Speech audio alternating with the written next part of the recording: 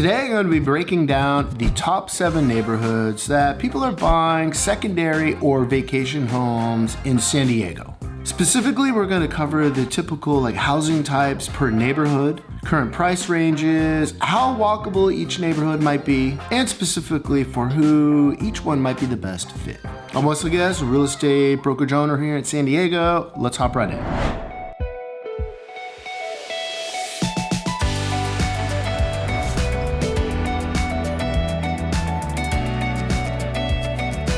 For number 7 on our countdown, let's start with downtown San Diego.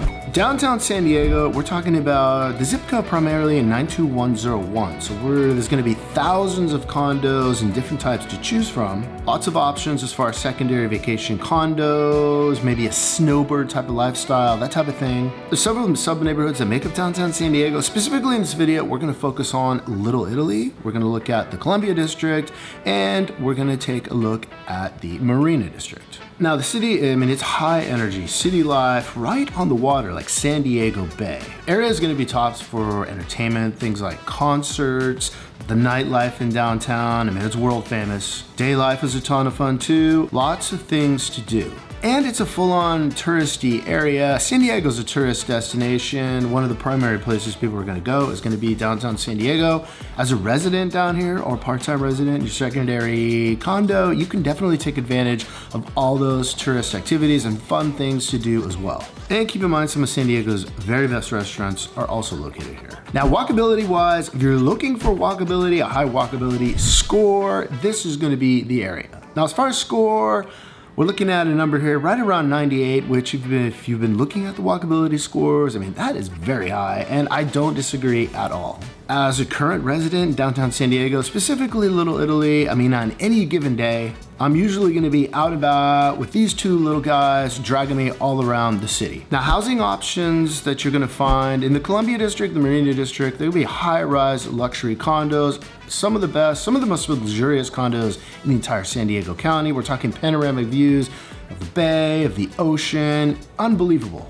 Units in all 3 areas are going to be anywhere from the high 800s, let's say. I'm assuming you're looking into a 2-bedroom or more. 1 bedroom, maybe a little bit less, but we're going to be starting probably a price point of $800,000, and you can go way up into the millions depending on what type of property and setup you're looking for. Penthouses in the city, they can push $5-6 million and up in some cases. Now, keep in mind in the city, your HOA fees compared to the rest of San Diego, in most cases, a little bit higher. But with higher HOAs, you get a lot of extra amenities, some of the benefits to keep in mind, and you're gonna have on-site management in a lot of cases, and sometimes it's 24/7. You're gonna have concierge services, full-time security in some cases, and maybe most importantly, in the case of owning a secondary home, you're gonna have eyes on your unit when you're not there all the time, around the clock.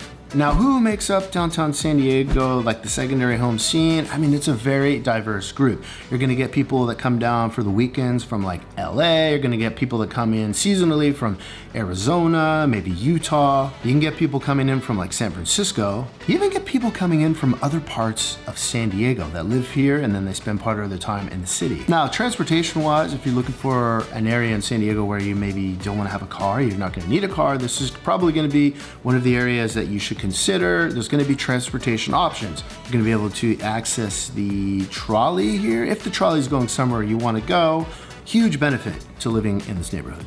Now, some important things to keep in mind is that you want to have a parking spot. So if you don't have a parking spot, parking is going to be tight. And I already mentioned this before, you're going to be looking at probably a lot of cases, in most cases, HOA fees are going to be higher than maybe some other areas, but you're going to be right in the middle of everything. Overall, I would give downtown San Diego a very high score as far as places to consider for secondary homes. Number 6 in our countdown, let's talk about Solana Beach. Now, people living in San Diego, we know Solana Beach, but for some reason, people outside of San Diego, and a lot of the times it kind of flies under the radar, and a lot of people haven't heard of Solana Beach. Now, Solana Beach is a good sized area, but a lot of the secondary home, a lot of people are coming here seasonally. We're talking about a real small part of Solana Beach. In most cases, it's going to be this area right here along the bluff.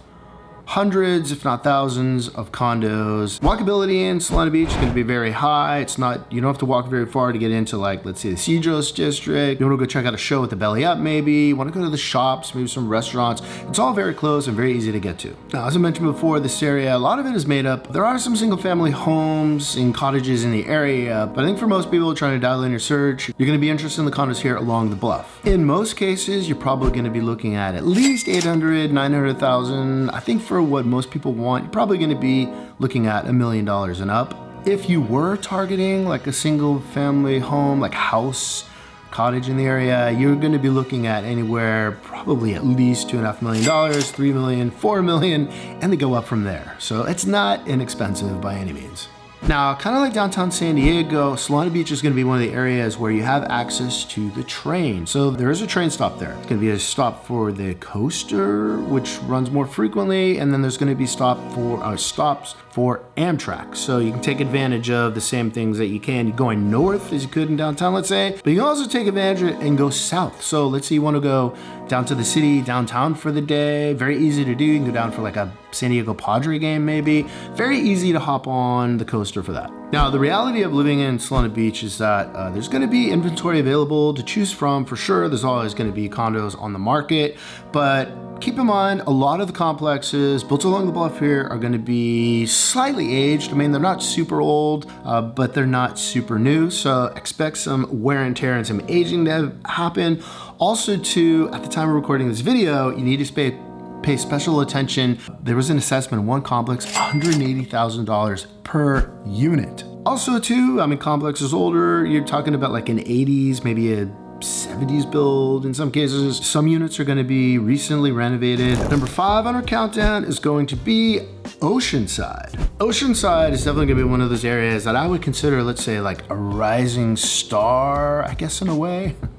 Walkability wise, I mean, it's pretty good if you're down near the coast and the ocean. It just depends where you are. So you got to keep in mind, Oceanside is a massive area. Several zip codes make it up. A lot of Oceanside too is not just on the coast. A lot of it stretches and goes inland. So that's going to be a very different type of lifestyle and living situation than something on the beach. So there are a lot of complexes in Oceanside that were built specifically or intended to be like a secondary home type of situation. A lot of them even cater to like a vacation rental type of situation as well. When I say vacation rental, I'm thinking like Airbnb, like people are there for a couple of nights, that type of situation. So if you don't want that, but you're looking for a secondary home, keep an eye out for that in Oceanside, because that's going to be the case in several of the big complexes there. If that is what you're looking for, this is going to be the area for you. There's no way you're getting on the sand of the ocean for $1 million, but compared to a lot of areas, prices are still pretty reasonable. Now, the makeup of people living in or residents in Oceanside, I mean, you're gonna have a mix, a very diverse mix of people. You are very close to the Camp Pendleton and the Marine Base. There's gonna be military residents, there's gonna be younger residents around, there's gonna be older residents around, there's gonna be retirees in the area. You're gonna see surf culture, you're gonna see young adults in the area. It's a very diverse place to live. Now, pricing in the area, it's gonna be a mixed bag. So you probably, kind of like the previous two areas where I talked about, I think you probably should be thinking, or don't be surprised to see a 2-bedroom condo in the 900 and up range, probably 900,000 to 1.5 million for something pretty decent and pretty nice. Now, keep in mind, I did not say square footage wise, they tend to be a little bit smaller, but you tend to be really close, and in some cases, right on the sand and water. This area, the buildings, like complexes, some of them are gonna be older, but there is gonna be a pretty good amount of properties that have been built in the area more recently. Now, if you're trying to dial in that location for your secondary home that maybe doesn't completely break the bank, is on the coast in the ocean, and it isn't in the price points of, let's say, like a La Jolla or a Del Mar, we're going to talk about them in just a second, Oceanside might just be your spot. Number 4 in the countdown, and I just mentioned it, let's talk about Del Mar. So the first thing to know about Del Mar is it is San Diego County's most expensive real estate zip code. I mean, I read this somewhere, Del Mar, somebody called it refined coastal luxury. I'm not sure exactly what that means, but I don't know. I mean, I guess it sounds about right. Just keep in mind, anywhere in Del Mar, it's a little bit older, but it's gonna be a little more expensive than than most places. In a lot of cases, it just depends proximity-wise in Del Mar where you're living, walkability. It's gonna be, if you're close to the village, I mean, you're gonna find it very walkable, easy to get to the beach, easy to get to the restaurants, the shops, cafes, the nightlife, that type of thing. Very easy, but it is kind of on an incline, a lot of the coastal area in Del Mar, so it doesn't take very long for you to get a few blocks away. And I'd say, yeah, it's walkable, but you're gonna be walking hills, so not super great. But if this is an area where you anticipate, let's say you're gonna have your car there and you have a parking spot at home, which is great, but if you're the kind of person who'll hop in the car for like real short trips, it can be problematic in Del Mar. Parking can be very difficult sometimes. Now, housing in the area specifically, I already mentioned it's the most expensive zip code in San Diego for real estate, San Diego County. So Del Mar on average is gonna be the most expensive. There are condos and townhomes in the area to choose from as well. Gonna be a little bit less expensive, but for the most case, I'd say most of the properties in Del Mar are gonna be actually homes. Which, you know what that means. You don't necessarily have the eyes on the property that you would maybe at like a city high rise, that type of thing. So it's probably going to be more maintenance and more concerns as far as security and things happening when you're not there. So just something to keep in mind with any secondary home, I guess. And residents in the area, you get a lot of people. Some people live here full time. You get other people come here from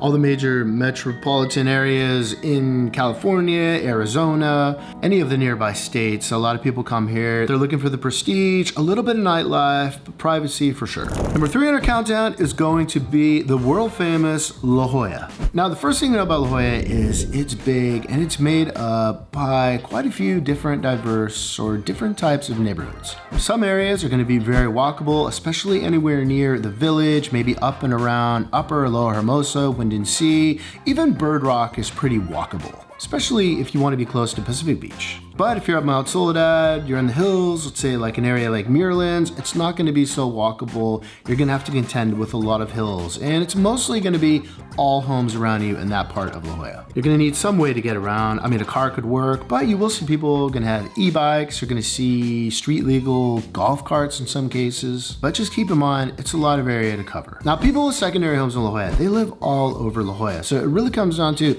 exactly what you specifically are looking for. Some people are going to be down near the water. Oh, and something to keep in mind in La Jolla is that if you're in La Jolla shores, that's great. But a lot of La Jolla is going to be not accessible, or it's going to be like rocks. So don't be thinking that the entire La Jolla is going to be like sand and ocean. So a lot of people, that's kind of what they like. Now, properties that wrap around La Jolla, there's going to be homes in some areas. And then as you get closer to the village, in a lot of the cases, you're going to find a lot of condominiums. There's going to be quite a good number of inventory and types of homes to choose from. Condos, homes, townhomes. I mean, La Jolla has it all. Homes are easily going to be in that 3, 4, 5, 10 million plus range. Condo wise, I think I'd be looking to spend realistically at least $1.5 million and up. In my agent experience, I haven't really seen too much, anywhere you'd probably really realistically want to live for under $1.5 million. Now, residents in La Jolla. Now, people living here, you tell people you live in La Jolla right away. That's definitely going to be a prestige thing. I mean, people know La Jolla. Now, things to consider in La Jolla is that there is a traffic situation, especially getting in and out. There's only a few different ways you can get in and out of La Jolla. So, especially on rush hour, you're going to be expecting like traffic. Also on weekends, depending where you're going to La Jolla, like the Village, La Jolla Shores. Once again, the ingress, egress, I mean, there's going to be a lot of people trying to get in and out. So something to keep in mind. A lot of people don't think traffic when they think La Jolla, but it's a thing. Number 2 on our countdown, let's talk about Pacific Beach and Mission Beach. Now, Pacific Beach or PB, you're going to be thinking like surf town energy. It's very diverse types of people that make up PB. You're going to get everything from original residents, like people like in their 90s and they've lived in the original owners of their homes. You're going to get college age kids. You're going to get some retirees. It's probably a harder place to retire than other places. You're going to get young professionals, young families. A lot of different types of people live in La Jolla. You're also in Mission Beach specifically. Now, walkability wise, PB, I would say it's pretty good. So I did live in this area, Mission Beach and Pacific Beach, for quite a while. I would say that just depending on the day, sometimes if I felt like getting out, getting some air, I didn't mind walking a little bit, I would say, yeah, it was walkable. But things are spread out and just far enough away. Actually, kind of like La Jolla, if you have like an e-bike maybe, or if you have a street legal golf cart type of situation, a lot of people do that in this area, so it works pretty well. But there are going to be a lot of cars, commuter times, going to be a lot of cars on the road. You're going to have a vast selection of different types of properties to choose from. We're talking homes, condominiums, townhomes, location-wise as well. Some of them are going to be along the coastline in the sand on the ocean. Some of those are going to be set back, let's say, along Sail Bay or Mission Bay, like Crown Point wise. So you're still going to be on the water, but instead of the ocean, you might be on the bay. So it's very popular with a lot of people. Now, with that many different types of properties and locations in Pacific Beach and Mission Beach, you're talking about a very vast price range. So I would say you're probably looking at least $1 million and up. If you're in a house, you're going to be spending at least $2 million if you're going to be on the sand or on the ocean. Newer construction, there's going to be some new houses in the area, newly renovated homes. So, I mean, they're going to be pricey, but they are available. You're also going to find there's quite a few townhomes in the area that might be of interest, especially as far as like a secondary home, and there's going to be some condos. Now, I mentioned that the makeup of residents in Pacific Beach, I mean, it's pretty broad and there's a lot of different types of people that live there. I would say one of the drawbacks is there are going to be certain parts of Pacific Beach, especially when you're talking about the main like nightlife area around Garnet Avenue or even some parts of Mission Boulevard. You need to be careful, especially if you're looking for a quieter or more private environment. There are a lot of college-age kids that live in the area. Chug, chug, chug, chug. Which by no means do I have a problem with. I mean, I was one of them way back when. But you just need to be careful where you choose to live. You need to look out for things like, let's say, beer cans on the lawn, too many bikes in front of a condominium potentially. And number one on our countdown, let's talk about Encinitas. Encinitas has grown like gangbusters in the last 10 years, and it's no surprise. I mean, it's a fantastic place to live. I spent a lot of time there. I have family there. To me, a lot of Encinitas, especially the coastal part of Encinitas, that being the case, when I'm in Encinitas, I get kind of like Hawaii vibes in a lot of cases. There used to be, there still are, but there's like nurseries spread out throughout the neighborhood. So you see a lot of palm trees. It's a very laid back kind of surf type culture. It's a pretty amazing neighborhood. I think walkability is pretty good. If you're right down near, just past the train tracks or you're near the coast, yeah, walkability is gonna be great, especially getting up along the area, along Leucadia or even Cardiff or definitely downtown Encinitas. Extremely walkable, just like Pacific Beach and just like La Jolla. Ideal area to have an e-bike, great area to have a golf cart, that type of thing. But you can still drive around. I don't think in a lot of cases, as far as like parking, I don't think it's as difficult. It hasn't been in my experience as, let's say, like a La Jolla or Pacific Beach. I haven't had any issues. So I think you can definitely, if you're gonna drive somewhere, I think you're gonna be okay. Now, Encinitas, price-wise, you're gonna be spending at least on a condo, I mean, $900,000 and up. Homes, I mean, $500,000, $2 million and up. Depending on the home, like a lot of the other coastal towns we talked about, the closer it is, the newer it is. I mean, the bigger it is maybe, the better the views. I mean, the price can go up very quickly. There's some very expensive real estate now in Encinitas. I'd say Encinitas, I mean, it's a coastal area. It's kind of under the radar a little bit. Let's say not as like flashy as Del Mar or La Jolla. I mean, people definitely know Encinitas. I just feel like it's a little more laid back. It's a coastal lifestyle for sure, but it's still got a nice little kind of surf culture. It's got that laid back community vibe still going on. I really like it. So those are gonna be the top 7 neighborhoods that people are buying secondary homes in San Diego. Each one's gonna be very different from the next, especially what kind of lifestyle you're looking for and what kind of budget you're kind of working with. So over the next few weeks, I'm gonna be going deeper into real specific into these communities that we just spoke about. So I'm gonna start off next week. I'm gonna put out a video about downtown San Diego and get real specific into it. Really looking at Little Italy, Marina District, Columbia District, and a lot more detail. So if you're considering downtown San Diego especially, you got to know the differences in your way around the different neighborhoods. They are so different from one another. And I want to show you why. Wow, downtown San Diego, it is one of the most popular secondary markets in the county. If you found this video helpful, please don't forget to hit subscribe. And if you're looking for your next video, check this one out here. I think you might like it. Thank you for watching and have an amazing day.